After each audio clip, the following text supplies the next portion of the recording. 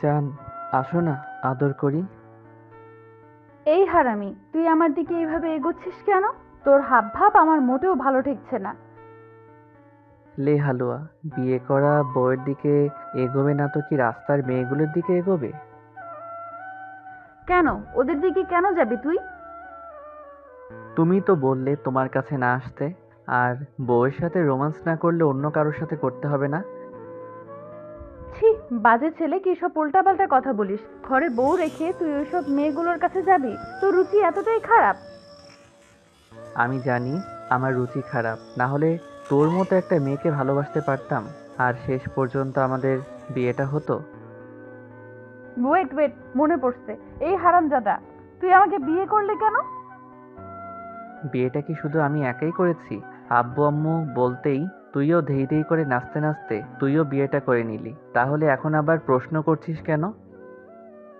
আমি কি করব? ফুফি আর ফুফা আমাকে নিজের মেয়ের মতো ভাবে। ওরা গিয়ে বিয়ের কথা বলতে আমি আর বারণ করতে পারিনি, তাই হ্যাঁ বলে দিয়েছিলাম। কিন্তু জানতাম তোর সাথে বিয়ে করলে আমার লাইফটা পুরো হেল হয়ে যাবে, কারণ তুই যে ডেঞ্জারাস একটা পাবলিক, কখন কি করে তার ঠিক নেই। জানু এইভাবে বলতে আছে আমি না তোমার বর? বরকে কেউ এইভাবে বলে?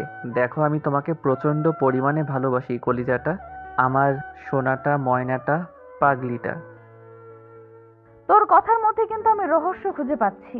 কি হয়েছে বলতো? এইভাবে কথা বলছিস কেন তুই? জানু, এইভাবে কেউ বলে? আজকে না আমাদের বাসরাত? বাসরাতে স্বামীকে তুই তোকারি করে বলতে নেই, বিয়ের পর থেকে স্বামীকে হয় তুমি করে বলতে হয়, সেটা তুমি জানো না দুষ্টু? তোর ধান্দাটা কি বলতো? তোর কথাগুলো আমার মোটেও ভালো ঠেকছে না। তুই কি আমার সাথে কিছু উল্টাপাল্টা করার ধান্দা করছিস? এই তো, আমার জানটা ঠিক বুঝতে পেরেছে। দেখ, একদম সব চিন্তা ভাবনা করবি না, আর মাথা থেকে এসব ঝেড়ে ফেলে দে। আমি তোকে স্বামী হিসেবে মানতে পারবো না। আমি বিয়েটা ইচ্ছে করে করেছি নাকি? আব্বু আম্মুর জোরাজুরিতে করতে বাধ্য হয়েছি। এই না একটু আগে বললে আমার আব্বু আম্মুর কথা তুমি ফেলতে পারো না, তারা তোমাকে মেয়ের মতো দেখে, সেজন্য বিয়েটা করে নিয়েছো। আর এখন বলছো মানবে না? তাহলে বিয়েটা করলে কেন? আমি কি বলেছিলাম আমাকে বিয়ে করো? দেখ, তুই যদি নাও বলিস, আমি তো ফুফি আর ফুপার কথাটা ফেলতে পারি না।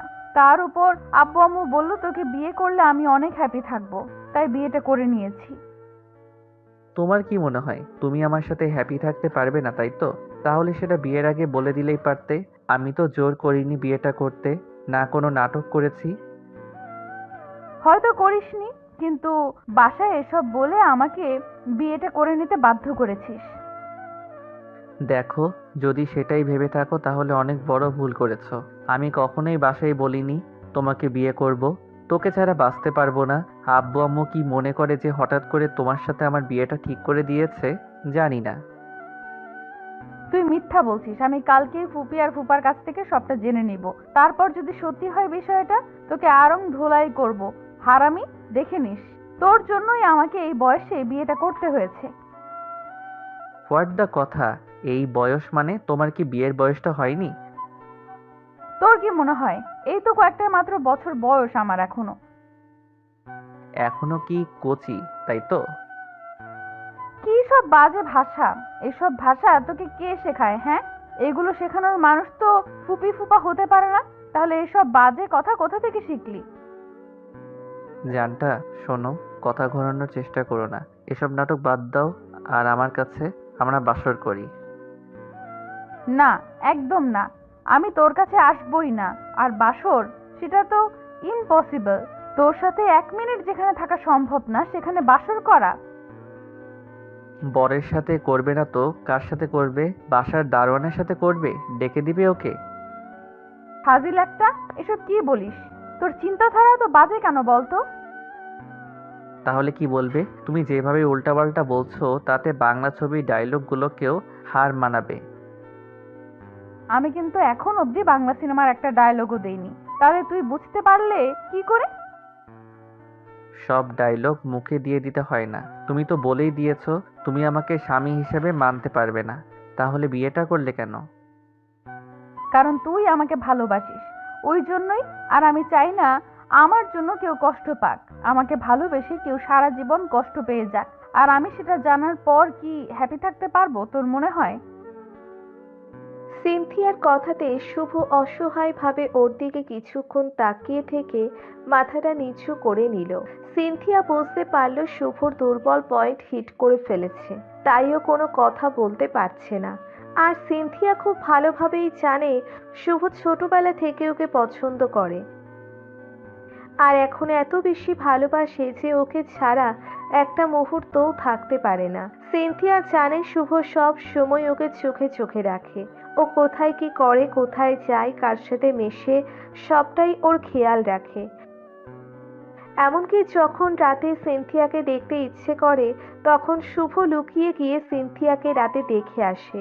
সবটাই সিনথিয়ার জানা, তারপর সেটা প্রকাশ করে না। শুভ কথা বলছে না দেখে এবার সিনথিয়া এগিয়ে আসলো, তারপর ওর মুখের দুই পাশে হাত দিয়ে বলতে লাগলো, সব সময় আমাকে চোখে চোখে রাখা, আমি কোথায় যাই, কি করি, কার সাথে মিশি, সকালে খেয়েছি কিনা, দুপুরে খেয়েছি কিনা, সময় মতো ঘুম থেকে উঠেছি কিনা, কোনো ছেলে আমার দিকে তাকায়, আর রাতে ইচ্ছে হলে বাসায় অবধি গিয়ে লুকিয়ে চুপি সারে আমাকে দেখে আসে। সেটা কি হতে পারে আমি জানি না মনে করেছিস? আমি খুব ভালোভাবেই জানি কেন করিস এসব। কে বলল তোকে আমি এসব করি? একদম উল্টাপাল্টা কথা বলবি না। না না, আমি উল্টো পাল্টা বলছি না, তুই আমার থেকে কিছু লুকানোর চেষ্টা করছিস। দেখে এইসব আর লুকিয়ে কোনো লাভ নেই। তুই যে আমাকে অনেক বেশি ভালোবাসিস সেটা আমি জানি। আর লুকানোর কি আছে? তুই তো আমাকে ভালোবাসিস, আর এখন আমি তোর বউ, আর বউয়ের থেকে কেনই বা লুকাবি? তুমি তো বাসো না আর চাও না আমাদের বিয়েটা হোক। তাছাড়া বিয়েটা হওয়ার পর বাসর রাতে আসার সাথে সাথেই বললে আমাকে স্বামী হিসেবে মানতে পারবে না। আমি তোমাকে কেন বিয়ে করলাম? তাহলে এখানে আর কি বুঝবে বলো? ছাড়ো ওসব কথা। আমি কিন্তু বাসায় সত্যি বলিনি তোমাকে বিয়ে করব, কিংবা তোকে ভালোবাসি। আমি সেটা জানি। আচ্ছা একটা কথা বলতো, অনেক বেশি ভালোবাসিস আমাকে? জানি না কতটা ভালোবাসি, তবে মনে হয় তুমি অন্য কারো হয়ে গেলে আমার বেঁচে থাকার ইচ্ছেটা শেষ হয়ে যেত। আর এখন? এখন লাইফে আর কিছু পাবার নেই। যেটা সব সময় চেয়ে এসেছি সেটাই পেয়ে গেছি, তাই আমার আর কিছুই চাওয়ার নেই। কিন্তু আমি তো তোকে ভালোবাসি না, আর কখনো বাসতে পারবো কিনা সেটাও জানি না। জানি তুমি আমাকে ভালোবাসো না, এখনো শুধু ওই ফুফাতো ভাই ভাবো। আমি এজন্য আব্বু আম্মুকে বলতে চেয়েছিলাম তুমি আমাকে কখনো ভালোই বাসোনি, আর হয়তোবা অন্য কোনো ছেলেকে পছন্দ করো। তোকে ভালোবাসি না তার মানে এই না যে আমি অন্য কোনো ছেলেকে পছন্দ করি, কিংবা কারোর সাথে আমার রিলেশন আছে। এসব চিন্তাধারা একটু বাদ দে। শোন, সেটা থাকলে তুই সবার আগে জানতে পারতি কোন ছেলে আমার দিকে ফিরে তাকায় আর কোন ছেলে আমাকে পছন্দ করে। সেটা তুই আমার থেকে খুব ভালো করেই জানিস, কারণ আমার প্রতি তুই যতটা নজর রাখিস আমার আব্বু আম্মুও ততটা রাখে না। তাহলে এসব কথা কেন বলছিস? মানুষকে ঘরে বেঁধে রাখা গেলেও তার মনটাকে বেঁধে রাখা যায় না। আমি হয়তো তোমার উপর নজর রেখেছি, কিন্তু তোমার মনের উপর তো রাখতে পারিনি। তুমি কাকে কখন মন দিয়ে ফেলেছো সেটা তো আর আমি জানি না। কাউকে ভালোবাসো কিনা সেটাও জানি না।